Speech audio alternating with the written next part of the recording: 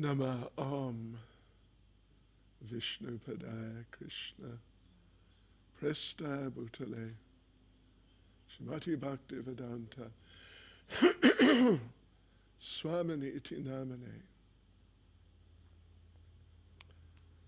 Namaste Saraswati Devi Gauravani Pracharne Niravishesha Shunyavadi Paschachade Shatarne Sri Krishna Chaitanya Prabhu Nityananda Shri Advaita Gadadha Shivas Adi Gaura Bhaktavrinda Hare Krishna Krishna Krishna Hare Hare Hare Rama Rama Rama Hare Hare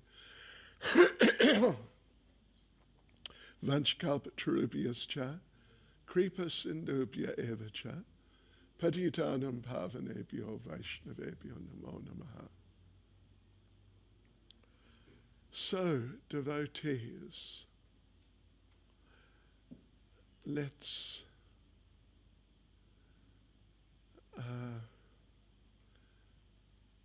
us get into it again. We are in the 4th volume of Srila Prabhupada-lilamrita, and we're in chapter 30. And we are at John Lennon's place. Okay, John Lennon's place. Right. And Prabhupada, the devotees forgot to jump in the car with him, and so the driver just drove off with Prabhupada. Fortunately, there were some devotees at John Lennon's place, otherwise it would have been problematic. So they greeted Prabhupada, and Prabhupada settled in. So, okay, when George, John, and Yoko dropped by after Prabhupada's lunch, Shamsunda invited them to come up and meet Prabhupada. George turned to John and said, "Do you want to go up?" The bearded, bespectacled master of Tittenhurst, hair down to his shoulders, assented. Yoko also was curious, so up they all went to Prabhupada's little room. Smiling graciously from behind his desk, Prabhupada asked his guests to enter and be seated. Here were two of the most famous people in England, or in the world, and Krishna wanted him to speak to them. Prabhupada removed his garland and handed it to Shamsunda, indicating that he should put it around George's neck. "Thank you," said George. "Hare Krishna." Prabhupada smiled. "This is Krishna's blessing." "Hare Krishna," George replied again. "Yes," Prabhupada said, "there's a verse in Bhagavad Gita, Yad yad acharti shrestas tat tad eve tarojana sayat pramanam kurute lokas tad anuvartate. The idea is that anything which is accepted by the leading persons, ordinary persons follow them. Yad yad acharati shrestha. Shrestha means leading persons. Acharati means act. Whatever leading persons act, people in general follow them. If the leading person says it's nice, then it is all right. The others also accept it. So by the grace of God, Krishna, you are leaders. Thousands of young men follow you. They like you. So if you give them something actually nice, the face of the world will change."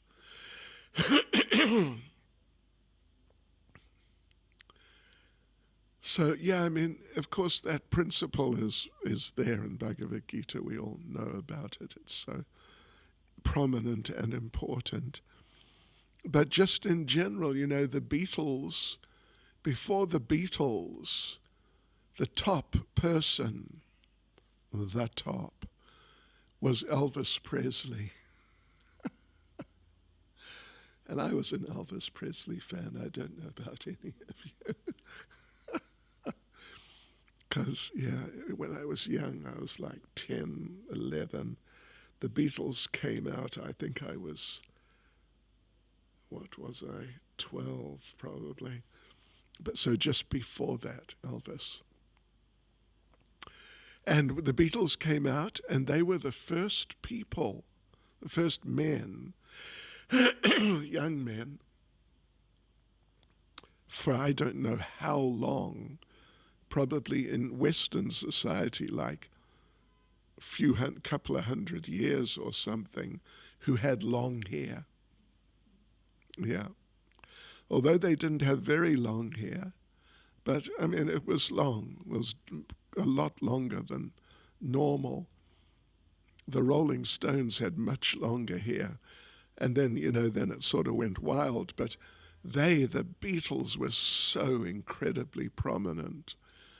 And after about a year, 2 years, if you're a young man and you didn't have long hair, there was something extremely wrong with you.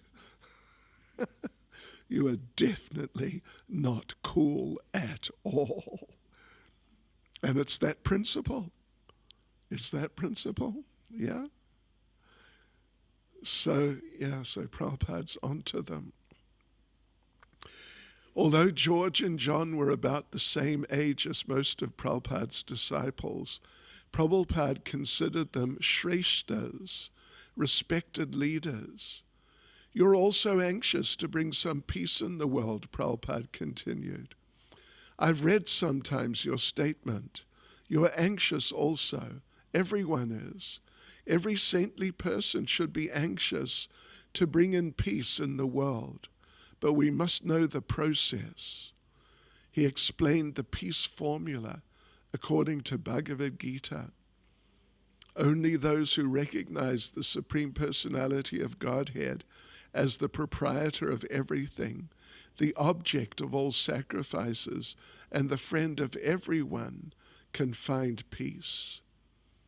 Prabhupada then told the two Beatles even more directly what he had already hinted at. They should learn Krishna consciousness and help teach it to the world. I request you to at least understand this philosophy to your best knowledge, he said. If you think it is nice, pick it up. You're also willing to give something to the world, so try this.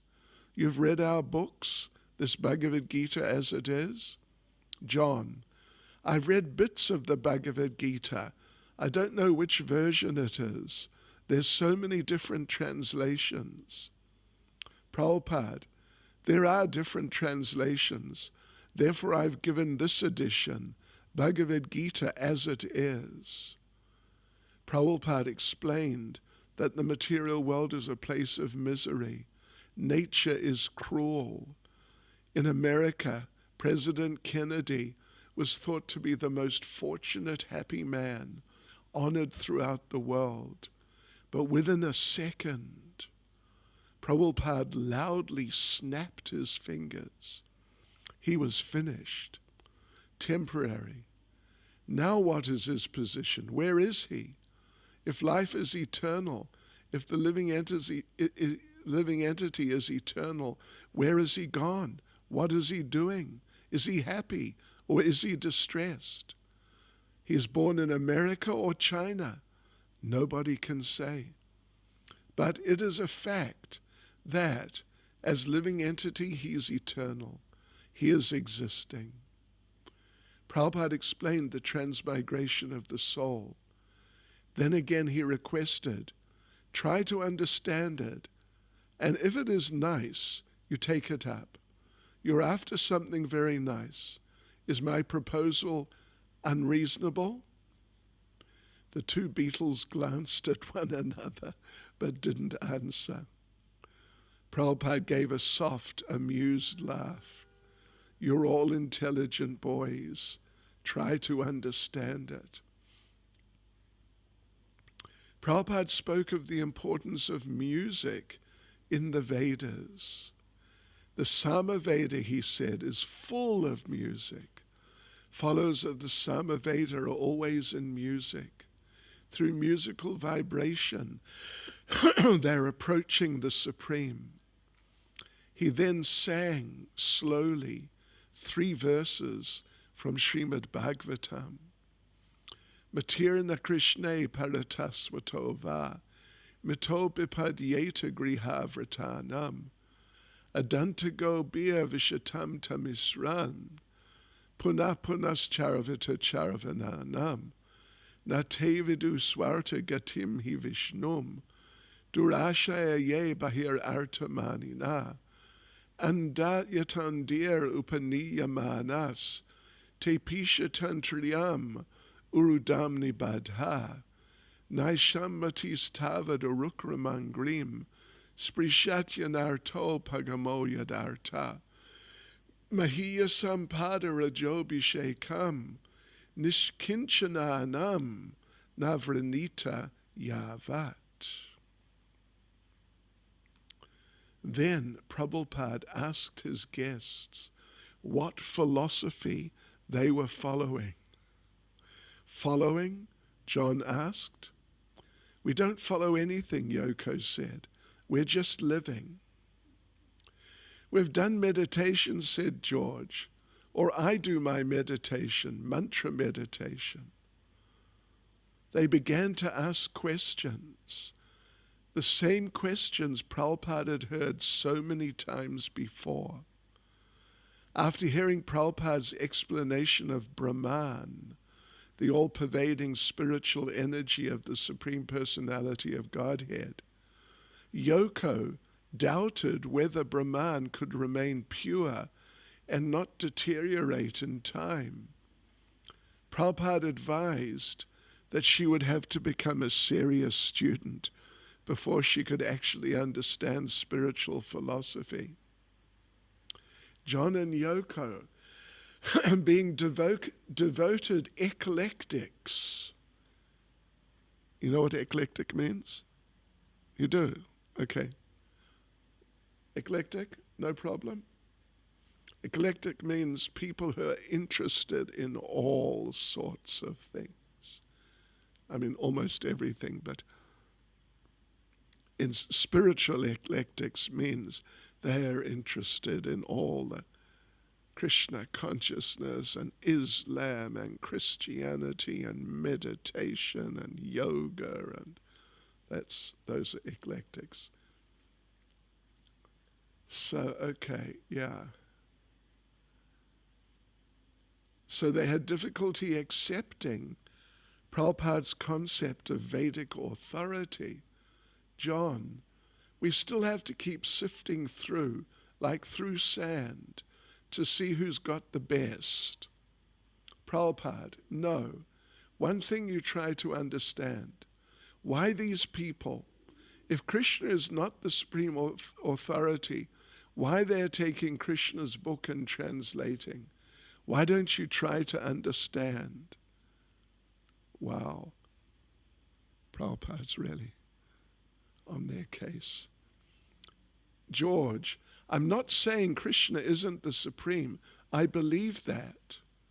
There's a misunderstanding about the translation of the Sanskrit Gita into English. And I was saying that there are many versions. And I think we thought you were trying to say your version, your translation was the authority, and that the other translations were not. But we didn't really have misunderstanding as to the identity of Krishna. Okay. Prabhupada, that's all right. If you believe Krishna is the Supreme Lord, if that is your version, then you have to see who is most addicted to Krishna. These people are 24 hours chanting Krishna, and another person who is not a single word Krishna, how can he become a devotee of Krishna? How can he, who does not utter even the name of Krishna, become a representative of Krishna?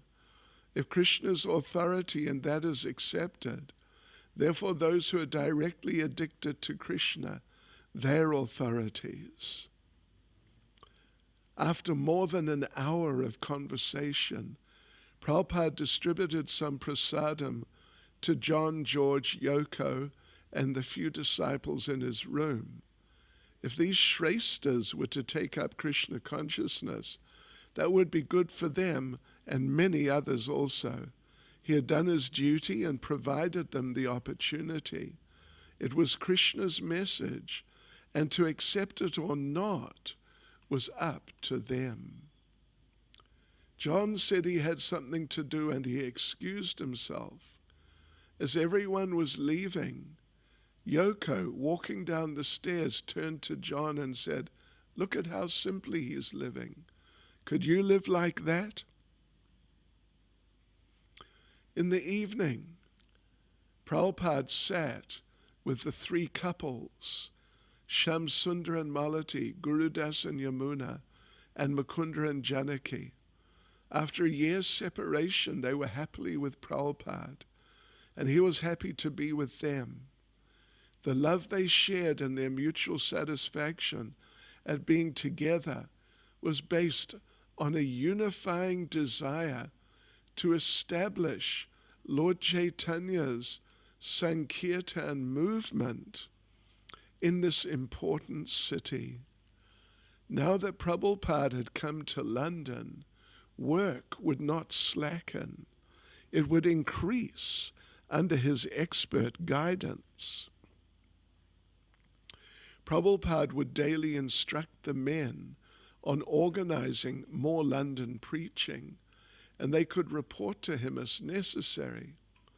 The women could also directly serve him, cleaning his quarters, washing and ironing his laundry, and cooking his meals.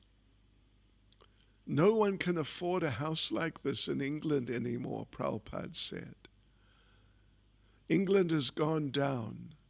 Now these young boys own a place like this, and we are here. Prabhupada, Shamsundar spoke up. Our record sold 50,000 copies yesterday. Oh, Prabhupada's eyes widened. Very big business. Prabhupada said that their money and energy should go toward opening the temple in the city. Now they were living comfortably on this aristocratic estate in the suburbs, and certainly they should try to involve these important celebrities in Krishna consciousness as far as possible. But the main business should be to open a temple in the city. Bhaktisiddhanta Saraswati had preferred to establish temples in the cities where the people were. Of course, if John could give this place to Krishna, and if the devotees could maintain cows and cultivate the land, as in New Vrindavan, then that would be a different matter, but they would have to see what Krishna desired. Prabhupada was sorry that some of his disciples were obliged to work full-time renovating the estate in exchange for their stay. Brahmins and Vaishnavas, he said, had the serious work of cultivating spiritual knowledge and teaching it to others, and they deserved the respect and support of the rest of society. The arrangement at Tittenhurst seemed more business than charity, but they should tolerate it as a temporary situation. Prabhupada talked with Shamsundar, Mukunda, and Gurudas about their struggle to get housing permits and renovate the temple downtown. Shamsundar had been right, Prabhupada said, to begin renovating the temple. Krishna would protect their investment. When Prabhupada learned they had secured a series of public lectures that would commit him to 3 months in London, he smiled. He would be glad to stay and preach in England, he said, for as long as it took to open the London centre. Prabhupada commended his 6 London pioneers on succeeding, whereas sannyasi godbrothers had failed. He told them that because they had chanted Hare Krishna with faith, they had succeeded. They were not great scholars or renunciants, yet they had faith in the holy name and the order of their spiritual master. Prabhupada said that he also was not a great scholar, but that he had staunch faith, the real requirement for spiritual success. A devotee could go many places and accomplish many things, Prabhupada said, but unless he was free of material motives, he would not be able to implant the seed of bhakti into the hearts of others. Prabhupada cited Shivananda. Oh, okay, Prabhupada. Shivananda is one of Prabhupada's disciples. Yeah, Shivananda. Who had gone alone to Hamburg and tried his best with faith in his spiritual master. Now Krishna was blessing Shivananda with a little success. A storefront temple, newly recruited devotees, an interested professor, and other guests coming and chanting. Even one lone preacher could accomplish many things for Krishna, provided the preacher was free from sense gratification and the desire for profit, adoration, and distinction. I'll just do another few minutes. What? 5 minutes? Something. Srila Prabhupada rose early, about 1 a.m., and began dictating his latest book, Krishna, the Supreme Personality of Godhead. Krishna, begun in Los Angeles 8 months before, was a summary of the Srimad Bhagavatam's 10th canto. Starting in 1959 with the first canto, Prabhupada had been translating each successive verse, giving a Roman transliteration, Sanskrit-English synonyms, the English translation, excuse me, and then his commentary. Krishna, however, was all in English.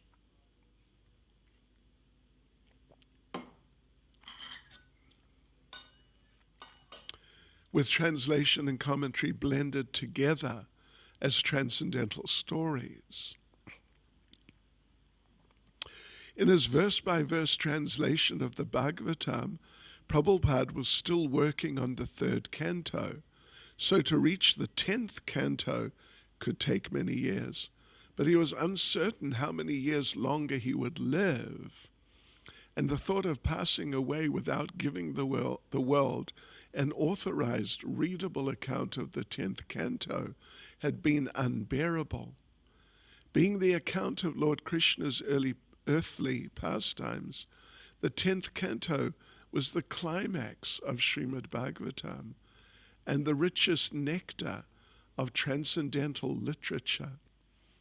Now Prabhupada had enough manuscript pages to print a first volume, complete with the many color illustrations he had commissioned his artists to paint. To print such a book would be expensive, and Prabhupada had no money, but he depended fully on Krishna and translated quickly in the quiet of early morning. At 4:30, Prabhupada's secretary Purushottam entered, followed by Yamuna Dasi. Purushottam offered arati to Prabhupada's small Radha Krishna deities, while Yamuna watched, eager to learn. Prabhupada sang prayers, accompanying himself on the harmonium. During Prabhupada's Mangal Arati ceremony, the other dozen or so disciples assembled for their own Mangal Arati at the temple, As they walked the damp pathway to the temple, they felt the cold air and heard the bell and Prabhupada singing. They could see through the pre-dawn mist the light coming from Prabhupada's room on the second floor, and the building looking like a lantern in the dark. The sound of the harmonium drifted mystically through the trees. Later that morning, some of the devotees brought Prabhupada several news articles about his London arrival. The Daily Sketch with its headline, "Enter His Divine Grace, Abhay Charan Bhaktivedanta Swami," carried a foot-high photo of Prabhupada playing cartels. The Sun's story, "Happiness is Hare Krishna," appeared with a photo of Prabhupada and the devotees. And the Daily Mirror showed Saraswati and one of the adult devotees. The Daily Telegraph, however, carried a different kind of article. Hindu temple protests, conversion of office premises in Bloomsbury into a Hindu temple is being investigated by the Ministry of Public Buildings and Works, the article began. The devotees' neighbors at Berry Place had apparently complained about the renovation that had been going on for the past 2 weeks. The article quoted a Camden Council member. If their planning application is not granted, it will cost them a lot of money. Prabhupada said the devotees should do everything they could to prevent delays or obstacles to their establishing the temple and installing deities of Radha and Krishna. He suggested they go daily into the city, work carefully and persistently with the officials, and secure the authorization. Meanwhile, Shamsundar should continue his remodeling work at Berry Place. For Prabhupada, such diplomatic and legal strategy was as spiritual as translating Krishna or singing before his deities. He was serious, heavy, and his disciples sensed this as he looked at them with full concentration, his intelligent gaze penetrating to see if they understood his directions. This heaviness of the Guru was an essential part of their relationship with him. They were young men, inexperienced, and he was sending them on a mature assignment that required both transcendental and worldly expertise. Serving as Prabhupada's menial messengers and workers, his disciples imbibed his gravity, and they too became heavy. They too became dedicated servants of their Guru. To bungle an important order because of naivety or carelessness would be a spiritual disqualification. Prabhupada had often told them, a Vaishnava is not a retired person who only sleeps and eats and chants Hare Krishna. Rather, a Vaishnava fights for Krishna, as did Arjuna and Hanuman. And as the devotee tries his best, working in full surrender, Krishna supports and protects him. Hare Krishna. Srila Prabhupada ki jai. Any comment or question?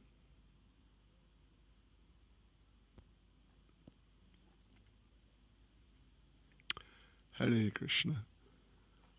Okay, Haribol, that's all.